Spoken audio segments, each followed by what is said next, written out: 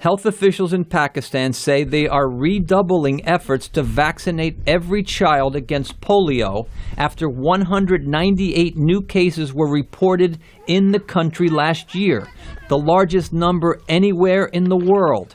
But an ongoing insurgency and the influx of millions of Pakistani and Afghan refugees make that difficult. And there's public opposition tied to reports the CIA used a fake vaccination program to hunt down al-Qaeda leader Osama bin Laden. Carol Pandak manages the polio eradication program for the private group Rotary International. We could stop polio. What we need are the financial resources to finish the job and the accountability and advocacy on the political side in the remaining polio endemic countries so that the activities are carried out at a quality that can stop the transmission of the virus.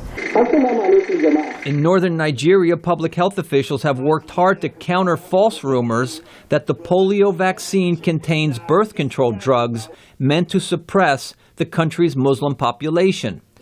Even in the United States, there are anti-immunization groups that claim the vaccines can be unsafe for some people. Other critics, such as Barbara Lowe Fisher, president of the National Vaccine Information Center, believe vaccine makers are promoting mass immunization solely to increase their profits. Certainly, we have very powerful pharmaceutical corporations, multinational drug companies, who are very interested in having as many doses of vaccines as possible used by as many children all over the world as possible. But Carol Pandak at Rotary International says too few people can recall how devastating polio can be.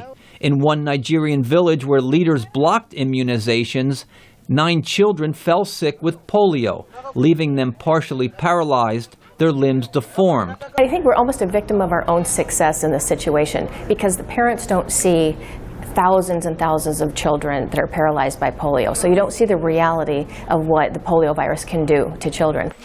Anti-vaccination groups argue that some of the $9 billion spent so far on polio vaccinations could have been better used to improve sanitation conditions and child nutrition. But Pandak says that is another campaign. Right now, she says a sustained commitment to mass vaccination could soon end polio forever. Brian Padden, VOA News, Washington. Awesome.